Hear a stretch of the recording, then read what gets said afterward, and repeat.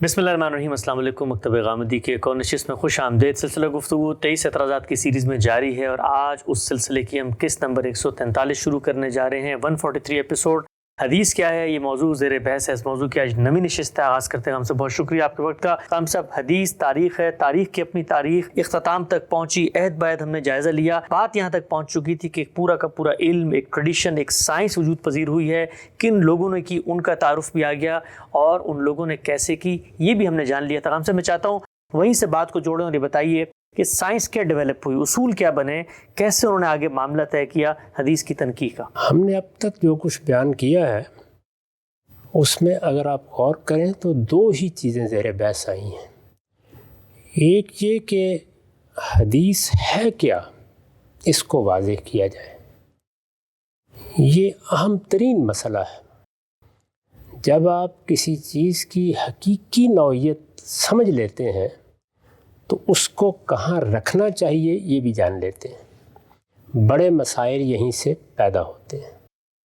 हदीस रिसालत मआब सल्लल्लाहु अलैहि वसल्लम के ज़माने की तारीख़, इसमें आपका इल्म, आपका अमल, आपकी सीरत, आपके सवाने बयान किए गए हैं। ये बड़ी कीमती दौलत है, लेकिन इसमें कोई ऐसी चीज़ नहीं जो उस दीन में किसी अकीदे या अमल का इजाफ़ा कर दे या कोई कमी कर दे जो अल्लाह के पैगंबर ने कुरान और सुन्नत के ज़रिए से दिया है। दूसरी चीज़ ये थी कि ये एक इल्म है, ये आखिर मुख्तलिफ मराहिल से गुज़र कर हम तक पहुँचा है। इसकी अपनी तारीख़ क्या है। रिसालत मआब सल्लल्लाहु अलैहि वसल्लम ने अपने ज़माने में क्या इस इल्म से इतना बरती। आपके बाद खुलफाए राशिदीन का दौर है, उसमें क्या तर्ज़ अमल रहा। फिर अगर ये इल्म बना है और अब हमारे पास आइम्मा मुहद्दिसीन की काविशों के नतीजे में बहुत मुरत्तब और बहुत मुनज़्ज़म सूरत में मौजूद है, तो ये किस तरह मुरत्तब और मुनज़्ज़म हुआ है। इन सब हक़ाइक़ को जान लेने के बाद अब वो चीज़ें ज़ेर बहस आएंगी जो हदीस से मुतल्लक़ है। यानी हदीस क्या है वाज़ेह हो गया, किस तरह मुंतकिल हुई है वो बात भी हमने समझ ली। इसके बारे में कुछ मबाहिस पैदा होते हैं, वो बुनियादी तौर पर चार हैं। एक ये कि आइम्मा मुहद्दिसीन ने जब ये इंतखाब किया है, उनके सामने रवायतें आई हैं, वो भी आए हैं जिनके बारे में ये ख्याल हुआ कि वज़ा कर ली गई हैं, इसमें कोई इख्तलात हो गया है, इसमें किसी ने गलती कर दी है। उन्होंने जो कुछ भी इंतखाब किया, पहले मरहले में किया, दूसरे मरहले में किया, यहाँ तक कि फिर सियाह सित्ता जैसी किताबों में किया, या उसमें भी अगर आप ऊपर चले जाएं तो इमाम मालिक ने किया, या इमाम बुखारी ने किया, या इमाम मुस्लिम ने किया, जो उम्महाते कुतुब के मुसन्निफीन हैं। क्या मेयार है जिसको पेश नज़र रखा गया है, जिसकी बुनियाद पर हम भी अब हदीस के रद्दो कबूल का फ़ैसला करें। दूसरे ये कि रद्दो कबूल का फ़ैसला हो गया, एक चीज़ को कबूल नहीं किया गया, उसके दलाइल सामने आ गए। वो कबूल कर ली गई तो अब उसको समझना है। जिस तरह कुरान मजीद है, अल्लाह की किताब की हैसियत से मुंतकिल हो गया, अल्लाह ताला के कलाम के तौर पर हमने उसको मान लिया, उसके लफ्ज़ से हम वाकिफ़ हो गए, लेकिन अब उसको समझना है, उसके फ़हम के क्या उसूल व मबादी होंगे, या दूसरी अहम बहस ये। तीसरे ये कि हदीस में बिल-इजमाल तो हमने इसका बहुत ज़िक्र किया कि सीरत है, सवाने हैं, वाक़यात हैं, मगाज़ी हैं, रिसालत मआब सल्लल्लाहु अलैहि वसल्लम की बेसत से पहले के वाक़यात हैं, बाद के वाक़यात हैं। लेकिन इसके साथ बहुत सी चीज़ें दीन से मुतल्लक़ भी बयान हुई हैं। दीन से मुतल्लक़ यानी दीन तो अल्लाह की किताब कुरान मजीद और सुन्नत की सूरत में मुंतकिल हो गया, लेकिन अब उसके बारे में बहुत सी बातें रिवायतों में आती हैं। पूरे पूरे बाब हैं। ये रिसालत मआब सल्लल्लाहु अलैहि वसल्लम का इल्म व अमल है। अब सवाल ये है कि इसकी क्या नौइयत है, यानी दीन से मुतल्लक़ हदीस के मुख्तवियात क्या है, उसके मशमूलात क्या है, उसका कंटेंट क्या है। इसको मौजू बनाकर देखा जाए कि उसकी तनकीह करके ہمارے سامنے وہ کیا چیز آتی ہے جو ہم حدیث سے دین سے متعلق اخذ کرتے ہیں، اور آخری چیز یہ کہ جب یہ سب مراحل سے گزرنے کے بعد ہمیں معلوم ہو کہ کسی حدیث میں رسالت مآب صلی اللہ علیہ وسلم کا کوئی حکم یا فیصلہ بیان ہوا ہے، یعنی قرآن کے بارے میں کوئی حکم یا فیصلہ، سنت کے بارے میں کوئی حکم یا فیصلہ، قرآن و سنت کے اجتہادی اطلاقات سے متعلق کوئی حکم یا فیصلہ بیان ہوا ہے، اس کی دین میں کیا حیثیت ہے؟ یعنی یہ دولت تو ہمیں مل گئی، لیکن اب وہ چیز تو براہ راست ہم سے متعلق ہوگی، وہ کیا دین میں حجت ہے؟ ہر مسلمان کے لیے اس کے سامنے سر تسلیم خم کرنا ضروری ہے۔ یہ چوتھی اور آخری چیز ہے۔ 4 مباحث، اسی ترتیب سے اب ہم ان کو سمجھنا شروع کریں گے۔ ٹھیک۔ سب سے پہلے جس طرح کہ میں نے عرض کیا، رد و قبول کے اصول۔ رد و قبول کا یہ عمل ہے جو ان 3 صدیوں میں ہوا ہے، یعنی جو کچھ رسالت مآب صلی اللہ علیہ وسلم کی نسبت سے بیان ہو رہا تھا، ہمارے جلیل القدر محدثین نے اس کو یا رد کیا ہے یا قبول کیا ہے۔ ان کے ساتھ وہ لوگ جن کی اصل دلچسپی فقہ کے ساتھ تھی وہ بھی شامل ہوئے ہیں۔ ہم نے دیکھا کہ جو ابتدائی تصنیفات ہیں وہ تو 3 جلیل القدر ائمہ فقہ کی ہیں، یعنی امام مالک، امام شافعی اور امام محمد۔ تو فقہاء نے بھی رد و قبول کا کچھ نہ کچھ فیصلہ فرمایا ہے۔ اب ہم جس دور میں کھڑے ہیں، یا 3 صدی کے بعد یہ امت جس دور میں کھڑی ہے، اس میں اب رد و قبول کے لیے کیا طریقہ ہوگا؟ یعنی انہوں نے جس چیز کو رد کر دیا رد ہو گئی، جس کو قبول کیا قبول ہو گئی، ان کے فیصلے حتمی ہو گئے، یا اس کا وہ معیار جو انہوں نے قائم کیا ہے وہ ہمارے سامنے رہے گا اور ہم بار بار مراجعت کر کے اس کی بنیاد پر ان چیزوں کو پرکھتے رہیں گے؟ یا دوسرے لفظوں میں یوں کہیے کہ وہ معیار ہے یا شخصیات ہیں جن کے فیصلے کو ہم نے قبول کرنا ہے؟ یہ وہ چیز ہے جس کو میں نے اپنی کتاب میزان میں موضوع بنایا ہے۔ میری کتاب میزان میں آپ جانتے ہیں کہ پہلا مقدمہ اصول و مبادی کے عنوان سے ہے۔ اس میں نے بتایا ہے کہ قرآن مجید کو سمجھنے کے کیا اصول ہیں، اسی طرح سنت کی تعین کے کیا اصول ہیں۔ ایسی ہی بحث وہاں حدیث پر بھی کی گئی ہے، مبادی تدبر حدیث۔ وہ میں آپ کے سامنے اب پڑھوں گا جی، اور یہ بتاؤں گا کہ اس میں کیا چیزیں ہیں جو زیر بحث آئی ہیں، اور اگر مجھے اس میں کوئی اختلاف ہے تو میں اس کی وضاحت کر دوں گا۔ میں نے یہ بیان کیا ہے کہ حدیث میں 2 چیزیں ہمیشہ دیکھی جاتی ہیں، یعنی محدثین بھی دیکھتے ہیں اور فقہا بھی دیکھتے ہیں۔ ایک حدیث کی سند، یہ حدیث کس نے بیان کی ہے، کس نے کس سے بیان کی ہے، اسی پر ہم گفتگو کرتے رہے ہیں کہ صحابہ نے رسالت پاک صلی اللہ علیہ وسلم کی نسبت سے ایک بات بیان کر دی، اس کے بعد تابعین نے ان سے سنی، تبع تابعین نے سنی، یہاں تک کہ وہ محدثین تک یا اس علم کے ماہرین تک پہنچ گئی۔ حدیث کی سند کے بعد دوسری چیز اس کا متن، یعنی اس میں بات کیا کہی گئی ہے۔ وہ بات رسالت مآب صلی اللہ علیہ وسلم کی نسبت سے بیان ہوئی ہے، بڑی اہمیت رکھتی ہے، اس کو کس طرح جانچا پرکھا جائے گا۔ 2 ہی چیزیں، ان کے بارے میں جو کچھ بھی علم ہم تک منتقل ہوا ہے اور اس کے مختلف ادوار رہے ہیں، جیسے کہ میں نے عرض کر دیا، اس میں محدثین کے طریقے ہی کو صحیح سمجھتا ہوں۔ اچھا، وہی اس فن کے ماہرین ہیں، انہوں نے اپنی زندگی اس کے لیے وقف کی ہے، اس کی جزیات تک میں اترے ہیں، محنت کر کے ایک ایک چیز کو ترتیب دیا ہے۔ یہ صحیح ہے کہ جب تک ان کے حتمی فیصلے سامنے نہیں آ گئے، اس وقت تک فقہا بھی اپنے طریقے پر جائزہ لیتے رہے ہیں، دوسرے لوگ بھی رائے قائم کرتے رہے ہیں، لیکن یہ علم جب ایک مرتبہ علم بن گیا، اس نے ایک باقاعدہ فن کی صورت اختیار کر لی، اس میں اس درجے کے ماہرین پیدا ہو گئے، تو جو معیار انہوں نے بنایا ہے میرے نزدیک وہی معیار اس قابل ہے کہ اسے اب بھی ہمیشہ کے لیے ملحوظ رکھا جائے۔ اس تبصرے کے بعد اب میں وہ عبارت پڑھ رہا ہوں، یہ میری کتاب کا صفحہ 63 ہے، عنوان ہے حدیث کی سند۔ میں نے عرض کیا نا کہ 2 ہی چیزیں ہیں جو دیکھی جائیں گی، سند دیکھی جائے گی، متن دیکھا جائے گا۔ حدیث کی سند، نبی صلی اللہ علیہ وسلم کی نسبت سے جو چیز کسی بات کو حدیث کے درجے تک پہنچاتی ہے وہ اس کی سند ہی ہے۔ ایک شخص بڑی عمدہ بات بیان کرتا ہے، اس نے قرآن مجید سے کوئی بات سمجھ کے بیان کر دی، اس نے انبیاء علیہ السلام کی تاریخ سے کسی چیز کا ذہنی استنباط کیا اور اس کو بیان کر دیا۔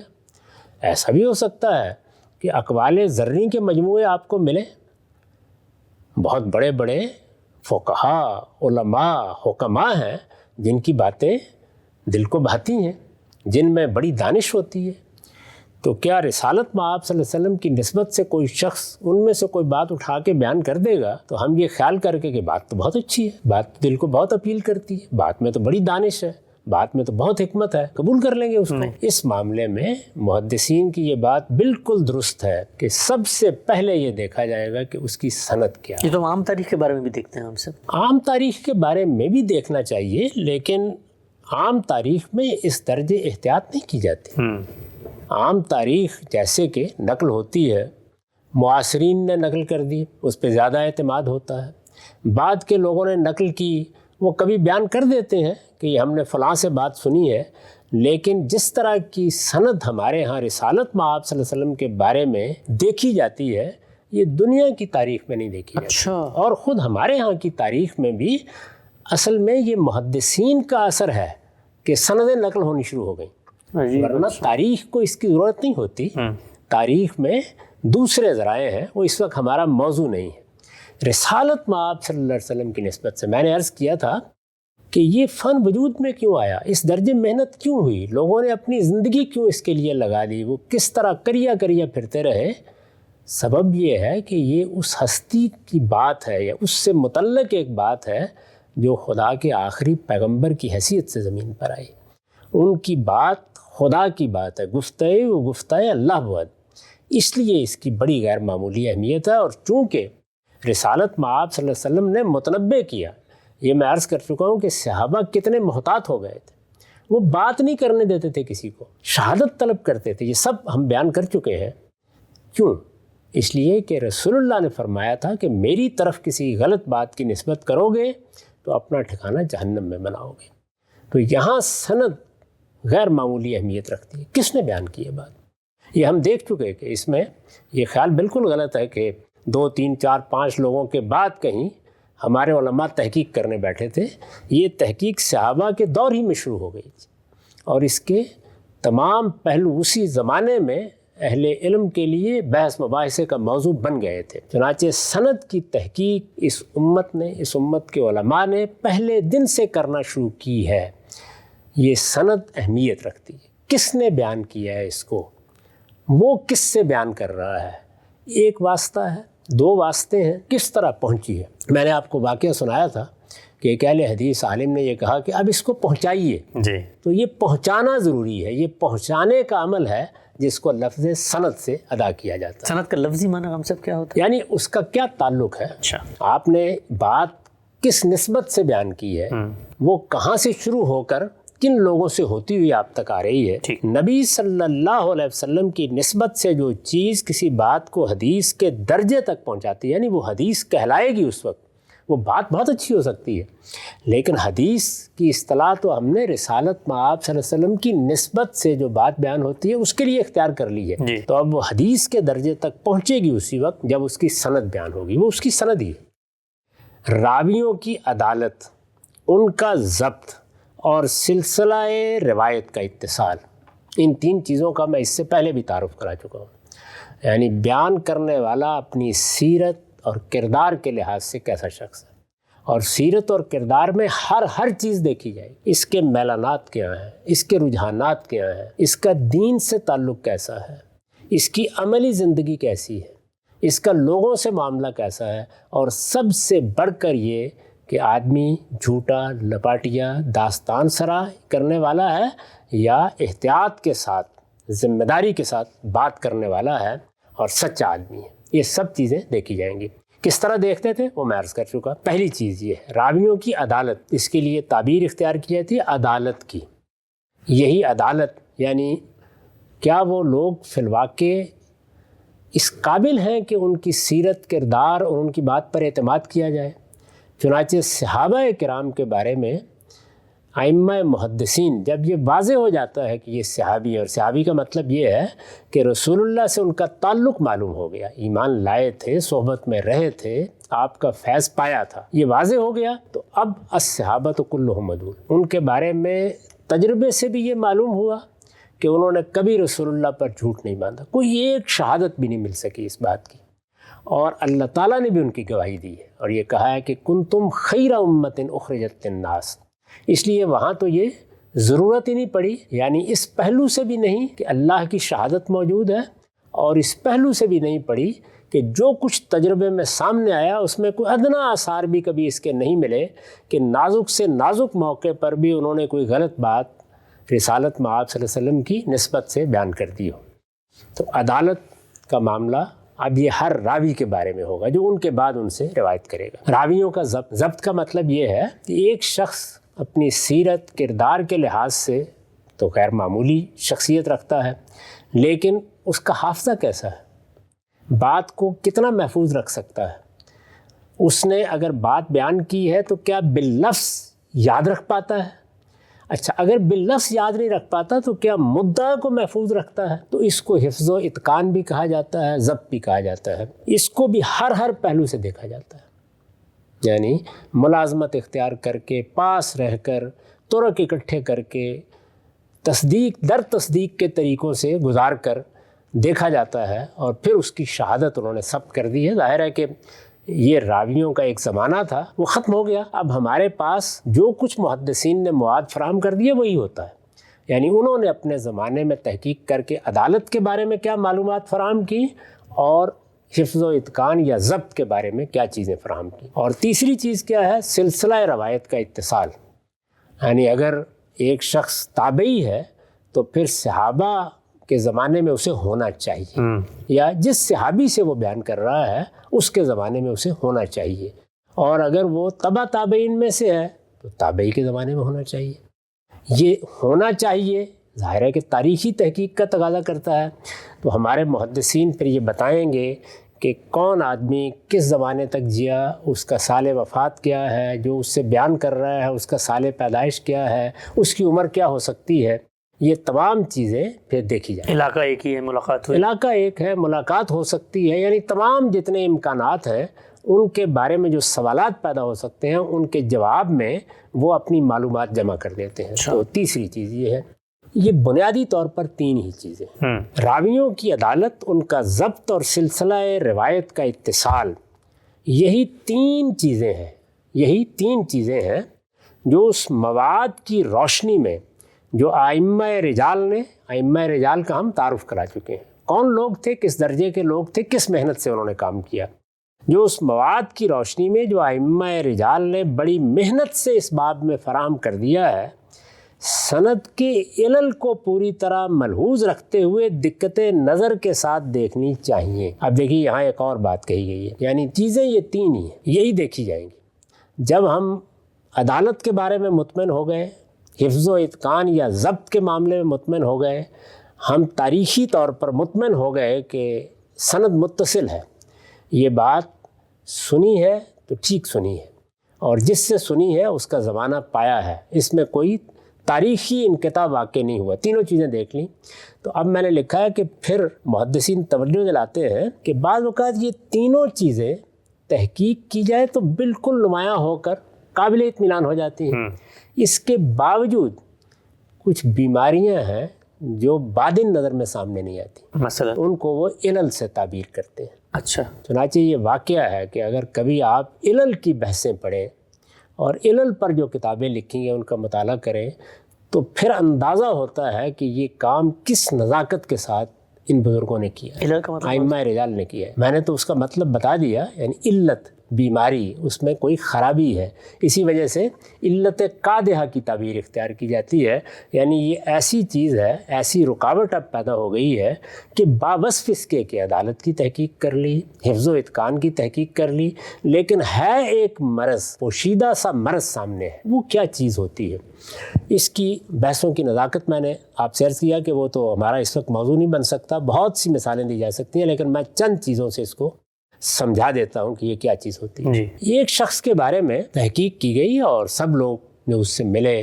जिन्होंने उससे रवायतें लीं, जो तजुर्बात पेश आए, उनसे मालूम हो गया कि वो रिवायत को महफूज रखते हैं, जो बात बयान करते हैं उस बात को उन्होंने मुहकम तरीके से समझ रखा हुआ है। अब हमें एक मुहद्दिस ये बताता है कि ये सारा 10, 15, 20 या 30 साल का अरसा जिसमें ये रवायतें बयान करते रहे हैं, हिफ्ज़ व इत्कान के लिहाज से नहायत काबिल एतमाद है। लेकिन ये कोई 1.5-2 साल के लिए जब बसरे में गए थे तो ज़हनी इख्तलाल में मुब्तला हो गए। जी, अच्छा।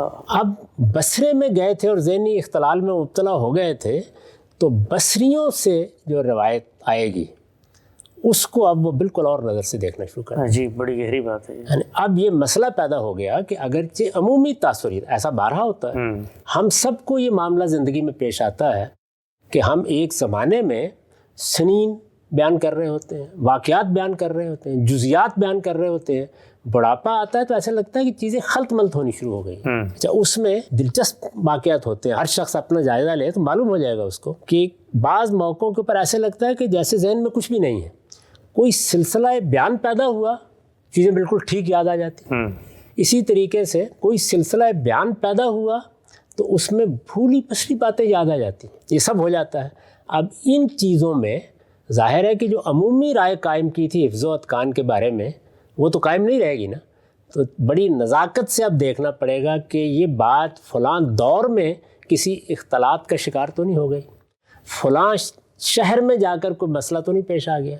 मसलन मैं अपने ज़माने के एक जलीलुल क़द्र आलिम के बारे में जानता हूँ कि एक दौर उनके ऊपर कोई 6 महीने का आ गया था जिसमें वो ज़हनी लिहाज से ठीक नहीं रहे थे। अच्छा। अब उस वक्त में हो सकता है कि बाज़ बातें ऐसी बयान हुई हों कि लोगों को ये एहसास ना हुआ हो। यानी ये भी होता है बाज़ औक़ात कि एक आदमी आपसे मिलने के लिए आया है, वो आपको बिल्कुल भला चंगा देख रहा है, पूरी तरह मुतमिन है, लेकिन कोई ऐसी चीज़ है जिस पर उसकी निगाह नहीं।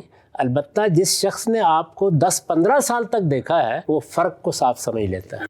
तो ये वो इलल होते हैं जो बाज़ औक़ात रवायतों में पैदा हो जाते हैं। इसी तरह का मामला ज़माने में पैदा हो जाता है। यानी हर तरफ से ये शहादत मिल रही होती है कि ये साहिब उनसे मिले थे, इन्होंने कुछ वक्त भी उनके साथ गुजारा था, ये सब चीज़ें हो रही होती हैं।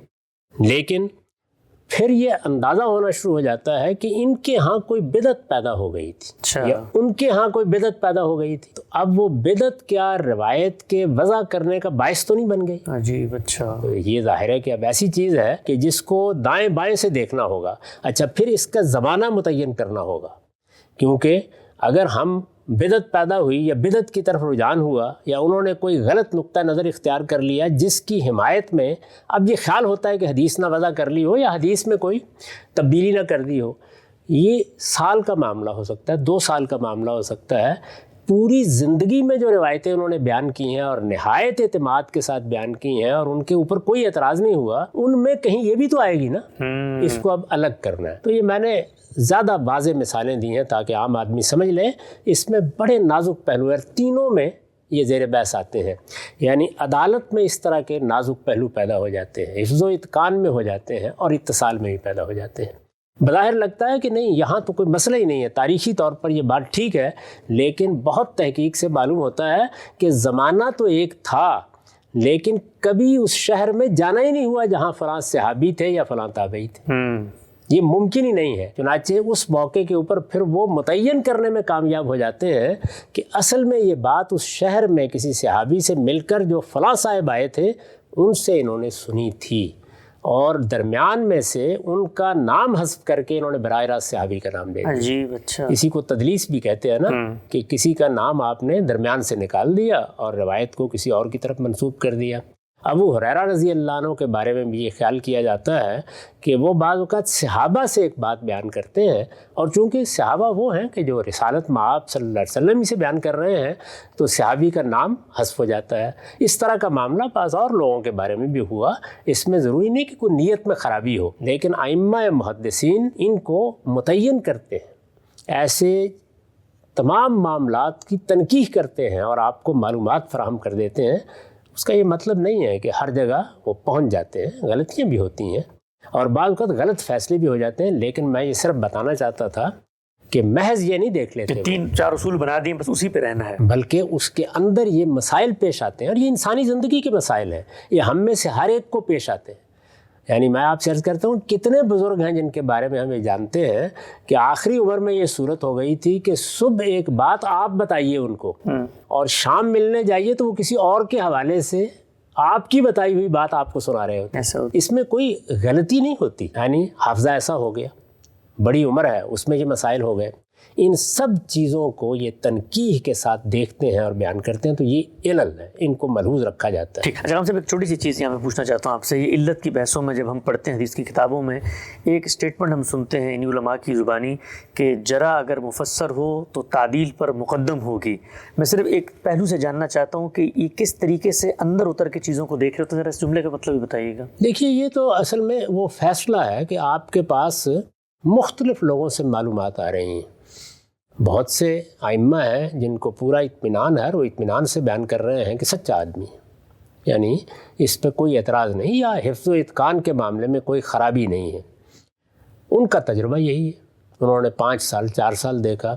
کوئی دوسرا جلیل القدر محدث اپنی اطلاع دیتا ہے اور ایسا ہو سکتا ہے، وہ یہ کہتا ہے کہ نہیں میرے نزدیک ان میں یہ خامی تھی، خرابی تھی، یہ سامنے آ گئی۔ اب اگر اس نے یہ بات بالاجمال بیان کر دی ہے تو جرا تو ہو گئی، یعنی وہ کہتا ہے کہ یہ قابل اعتنا نہیں، خامی متعین نہیں ہوئی مطلب، لیکن یہ نہیں بتا رہے وہ کہ وہ کیا مسئلہ پیش آیا جس کی وجہ سے وہ جرا کر رہے ہیں، تو پھر اس کو کہا جاتا ہے کہ یہ جرا مفسر نہیں ہے۔ اچھا، یعنی اس میں وضاحت نہیں کی گئی، اجمال سے بات بیان کر دی گئی ہے۔